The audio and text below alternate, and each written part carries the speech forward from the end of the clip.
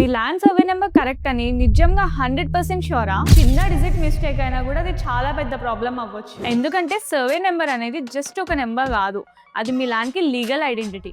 ఇప్పుడు నేను సింపుల్గా 3 వేస్లో సర్వే నెంబర్ని ఎలా వెరిఫై చేసుకోవాలో చెప్తాను, వినండి. First method, Google maps open చేసి మీ ల్యాండ్ లొకేషన్కి వెళ్ళండి.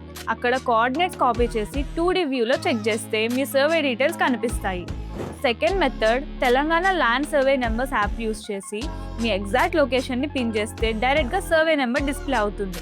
థర్డ్ మెథడ్, గూగుల్లో ఫైండ్ మై సర్వే నెంబర్ అని సెర్చ్ చేయండి. అక్కడ ల్యాండ్ డీడ్ వెబ్సైట్ని ఓపెన్ చేయండి.